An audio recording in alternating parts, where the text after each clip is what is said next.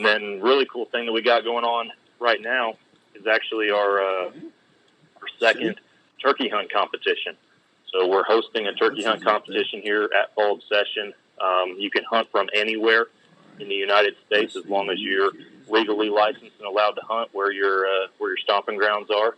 And basically you pre-register either as an individual or as a two-person team for a small fee at fallobsession.com.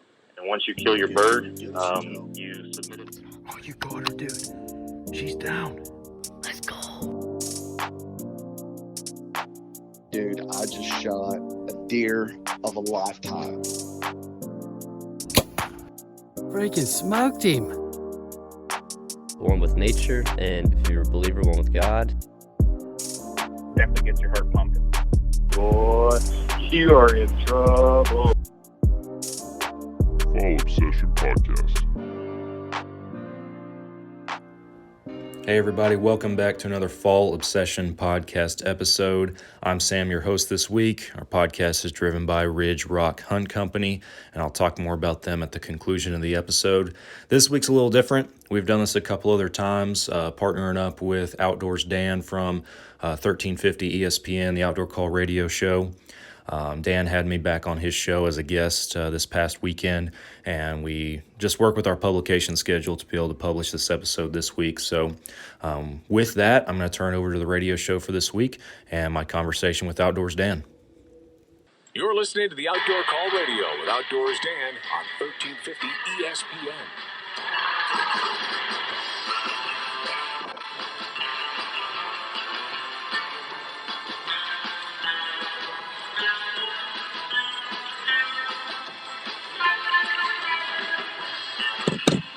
All right, welcome back to hour number 2 of Morning Kent, the hour number 2 of the Outdoor Call Radio with Outdoors Dan, brought to you by our fine folks in part at Elite Archery. Have you taken a shootability challenge yet? If you haven't, I encourage you to try the new Omnia. That's what I'm shooting this spring for my turkey hunts. I got it all rigged up, ready to go, and they got that new Era, which I'll have coming for this summer, and I'll probably deer hunt with that this fall. So I'm going to go antelope hunting in South Dakota in August, and after that I'll probably start whitetail hunting, so that'll probably be chasing with that.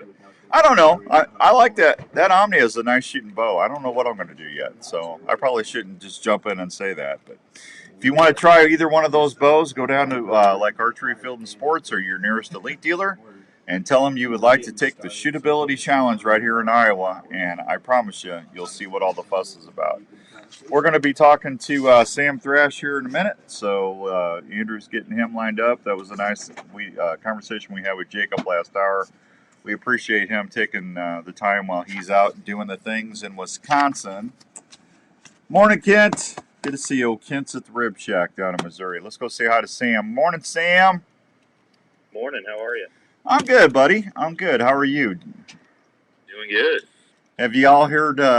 Have you heard all the commotion and stuff down in Texas? You know, Larry and Paul are down there turkey hunting.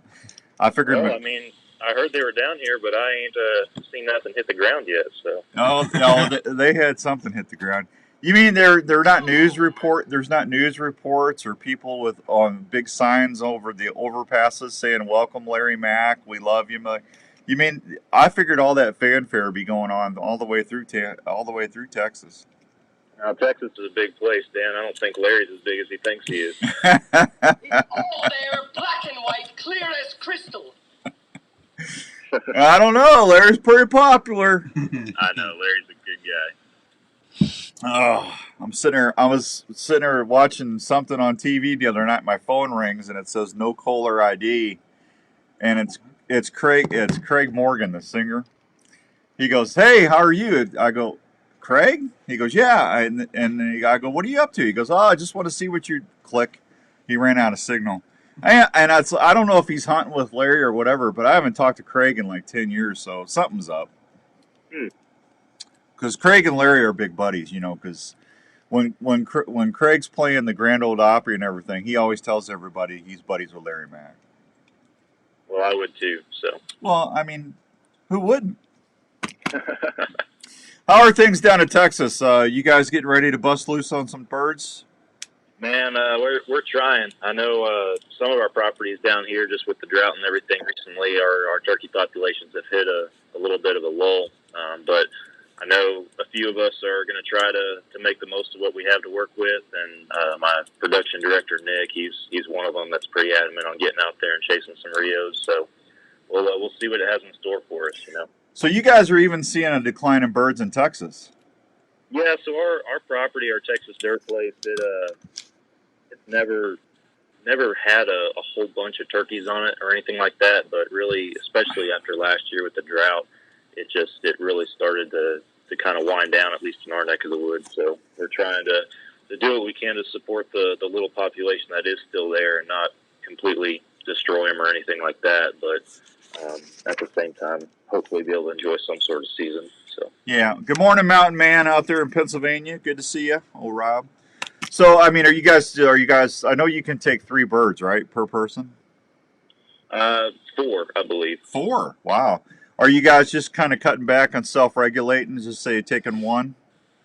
Yeah, it's mostly self-regulation. I know we got a couple guys on the property that aren't even going to hunt this year, so it's mainly just trying to pace ourselves. That's what we do with our whitetails in the fall too. I mean, we have what the state allows us to kill out there every year, but we normally kind of choose to take a select number that we lower than that we specify every year based on our population and our management tactics. So. Well, I mean, you guys got other things to hunt. You got tons of javelina down there. You got pigs, wild hogs. I mean, you got. What part of Texas you at, Sam? So I don't have any javelinas. We're up in North Texas. Okay. Couple 2-3 hours west of the DFW Metroplex is where our property is located. We do have a bunch of pigs out there. I'll text you a picture of a hog I had on camera just the other day. He's probably over 300 pounds. Wow. So we got some bruisers out there that need to go. Yeah, they can mess a food plot up quick, can't they? Oh yeah. Like I have this one pig in particular that I'll send you a picture of. He's the only boar in this area that he travels in, and you can't see it in the photo, but it looks like somebody just went through that area with a garden tiller, and he's the only pig that I have consistently going through there. He's doing it all himself, so they're very destructive, very invasive. Yeah, they're a problem down in Missouri too. Yeah, that's a big pig, man. Jiminy Christmas. He's bigger than your feeder. Yeah, exactly. He's a monster. So I killed a really big one out there last year, and I think this one will give that one a run for its money. Yeah.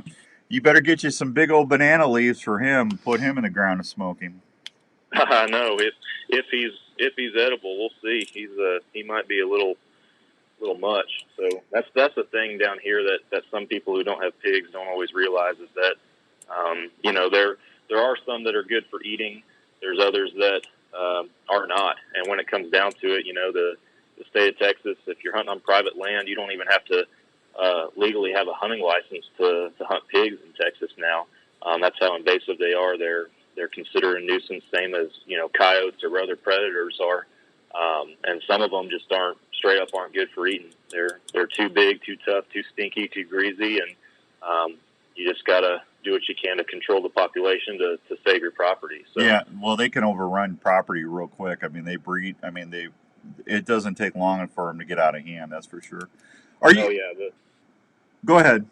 I was just gonna say the females, they have like 2 to 3 gestational periods every year, so they can repopulate or overpopulate, to your point, extremely quickly. So. Yeah.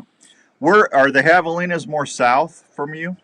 Yeah, you gotta get farther south, kind of central Texas and below, depending on the area, to start seeing those. So I gotcha. Are you around any elk out in your area? No, I don't have anything like that wandering around. So there's kind of in the surrounding region where we are. There are some high fence ranches that have exotics like the axis deer and black buck and stuff like that. So maybe one day I'll catch a wanderer traveling through or something like that. But we don't have any elk in our immediate vicinity. So. Denny Brower, the pro, he's retired now, but Denny was a pro bass fisherman for a long time. He retired down on Lake Amistad, And Denny's got a place somewhere there in Texas where they got free roaming elk. Would that be like northwest Texas? There might be some up toward that area. Northwest, it can get kind of flat up there too. I would think most of the places you're going to find elk are on those game ranches and stuff. Okay. Probably where you have a little bit more varying terrain and stuff like that. So. I got you. I figured he were coming over from the other bordering state. Yeah, we don't have a whole lot that migrate through like that. That's where the Panhandle, we got mule deer and pronghorn that will make their way in, but not a whole lot of migratory elk herds coming through. So. Okay. Well, antelope, speed goats are always fun to go chasing. Oh yeah, I'm missing Montana for sure. That was for a couple years my treat to myself to get up there and chase some speed goats, but I opted for a Colorado mule deer tag this year instead of the pronghorn. So fingers crossed that I draw that. Well, there you go. Good morning, Hoyt. Good to see you. I'm going out to South Dakota. I haven't been antelope hunting in probably 7-8 years. They're good eating. I've had people tell me they didn't care for the meat and stuff, and I think I've shot two. I've shot two over the years, but all the ones I've gotten, I field dressed them right away. I didn't sit there and take a lot of pictures. I got them cleaned real quick, but I thought the meat was delicious. Man, my wife will tell you it's the best wild game that we've ever had.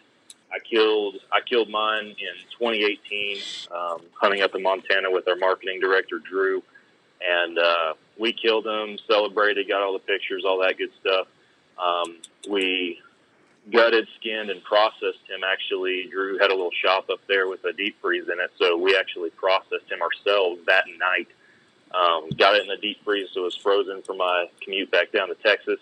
And first night home, we pulled one of those back straps out and cooked it on the grill, and you could dang near cut that thing with a fork, Dan. It was the best wild game that we've ever had. Yeah, I love it. I don't know if it's just whether you're in South Dakota, Montana, or Wyoming, and that's usually where I trounce around when I'm doing that. But I just love the way it smells, the sage and everything out there, and then you get into some of those coulees and stuff.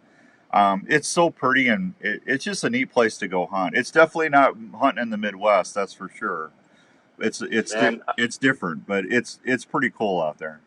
It's so incredibly cool, and I got a bunch of questions. When I went up there a couple years in a row to hunt pronghorn in Montana, and everybody was like, "Man, you're from Texas. Why are you going all the way across the country of Montana? You got those things in Texas or New Mexico right next door, whatever the case might be." And I was like, "You don't understand.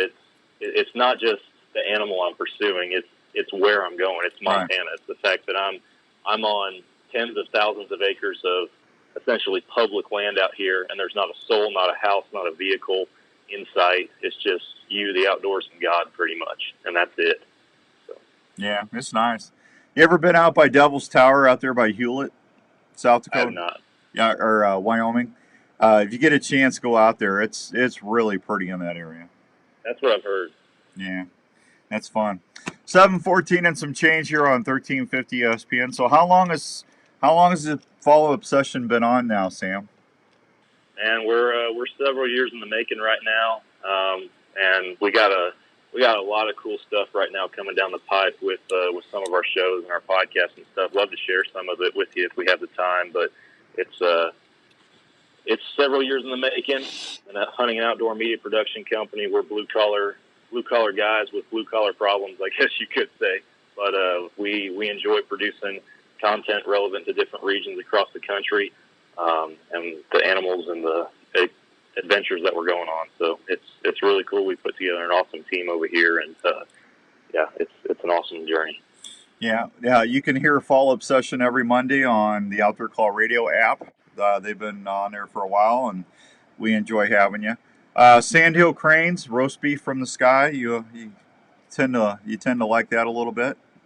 Oh, some ribeye from the sky. Yeah, we've had a group that have really gotten passionate about getting together multiple times a year. It's actually our Midwestern crew that they made an adventure down here to Texas last December to check out the sandhill crane hunting, and it did not disappoint at all. We've done several several podcasts over it, and then we have a actual filmed hunt itself on our YouTube channel as well. So it's there's nothing quite like it, is from what I've heard. Yep, absolutely. 7:15 and some change. Sam, hang on. I'm going to take a real quick break. We'll be right back on the Outdoor Call Radio with Outdoors Dan on 1350 ESPN. This is the Outdoor Call Radio with Outdoors Dan on Des Moines Sports Leader, 1350 ESPN. All right, welcome back to the Outdoor Call Radio with Outdoors Dan on 1350 ESPN. It is 8:21 and some change here on the station. I've got Sam Thrash on from Fall Obsession Show. Sam, you still there? I'm still here, Dan. There you go. All right, I'm going to do a little trivia real quick. I got a Rupert's Roost and Peace Turkey box call here, made with love from Pennsylvania from my buddy Todd Rupert. And all you need to do to win this is tell me how many birds have been reported that have been double spurred. How many birds have been reported that had double spurs? If you know the answer to that, give us a call, 244-1350, 244-1350, and Andrew will line it up. So, Sam, you going anywhere else besides Texas turkey hunting this year? So I put in for Colorado this year for one of our staff members up there, our Western Regional Coordinator, Tim Burgess. He invited me to come up there and hunt on his farm for either mule deer or whitetail. I've never hunted mule deer before, so looking to check that one off. He's got some decent bucks out there. Not that that's everything for me. I'm good with just the experience and hopefully punching a tag on anything. But that's all right. Did I say deer? I meant, are you going anywhere else turkey hunting this spring? Oh, I'm sorry. I misunderstood. But no, Texas will be it for turkey season for me. Okay. Busy time of year for us as well. So in the springtime, I don't normally travel much outside of Texas. So. Yeah. What do you do after turkey season? You just start fishing? We'll do some fishing. Most of the time, I'm spending my extra time just out on our Texas dirt property because we do a lot out there for the whitetail habitat and management and everything. And so I'll be spending my summer months out there, probably working on stuff and trying to get some land and habitat improvements going on out there, getting ready for year 3 on the property. So you're going to be knee deep in brassicas and lagoons. Yeah, I'll be sweating my butt off basically while everybody else is having fun. So that's all right. Getting them clovers in there and then beans and all your rape and turnips and all that other fun stuff. Food plots are really cool because it not only helps the deer, but it helps everything around that property, which is always nice.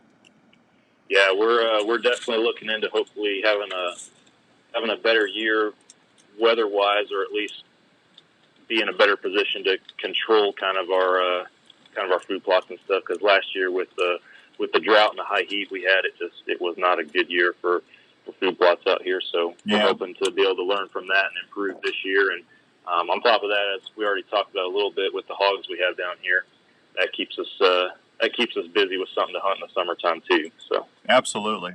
Well, if you put peas or chicory out, those are really good drought-resistant food plot plants. Yeah, we have several options like that we're looking into to try and put what's best for that environment out there to give us the best shot of having something successful for us. So. All right, how many turkeys have been reported with double spurs? I will give you a hint. It's under 50. So there's just call Andrew and take a shot. 244-1350, 244-1350. It's a rare thing. It's so I would say under 50 would be a good starting point. So, what do you got coming up on Fall Obsession?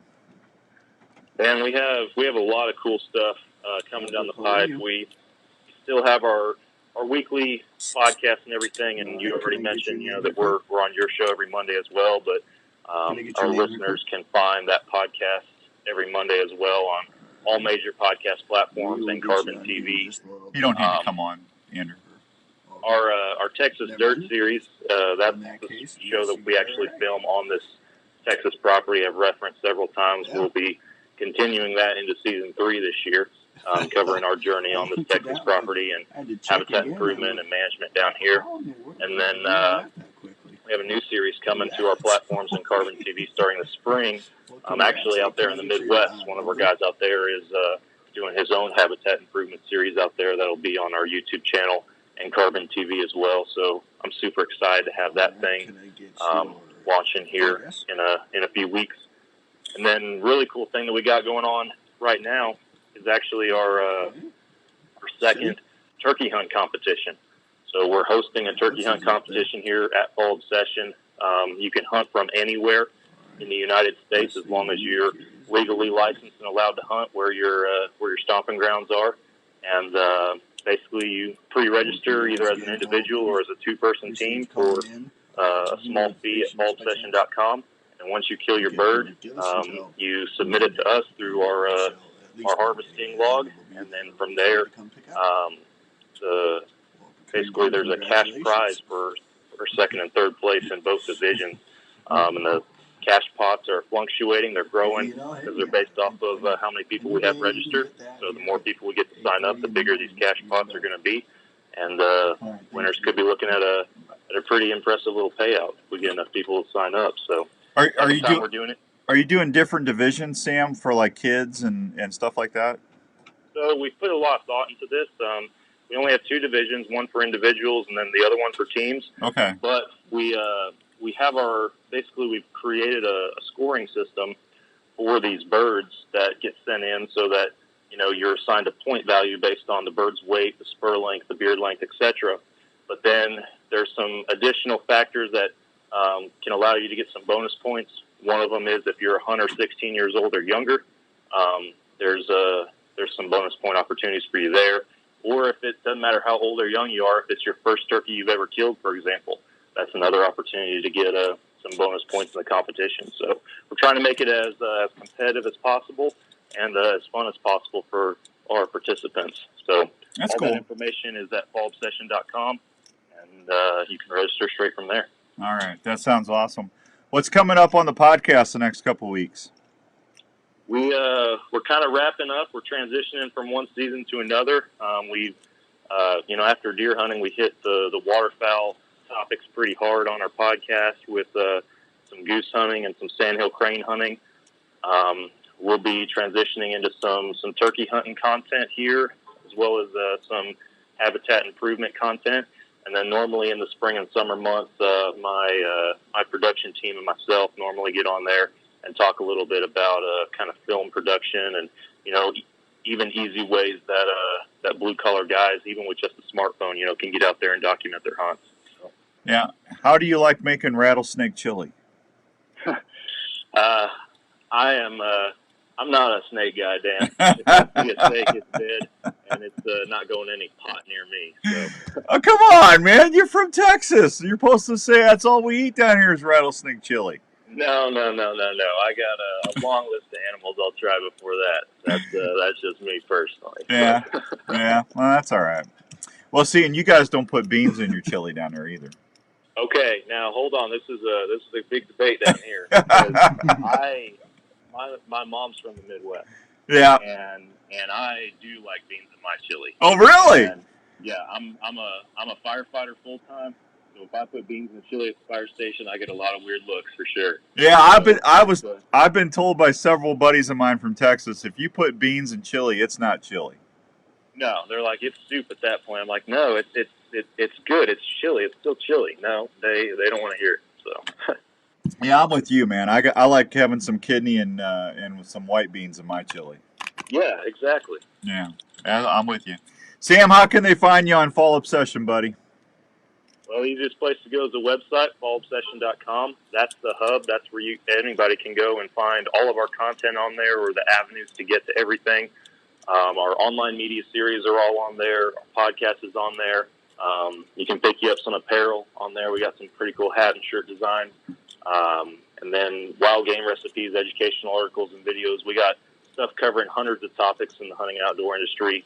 Social media, Facebook, Instagram, Twitter, Go Wild, and believe it or not, we are on TikTok now as well, so you can find us on there too.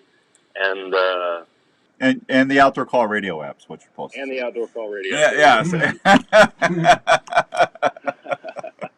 All right, buddy. Send me some pictures when you get some birds down. I'll look forward to hearing your stuff on Mondays on the Outdoor Call.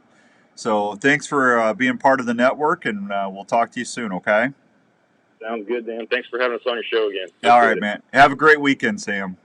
You too. There he goes, Sam, from the Fall Obsession Show. I am late for a break. I'll be right back on 1350 ESPN. Good morning, Jake.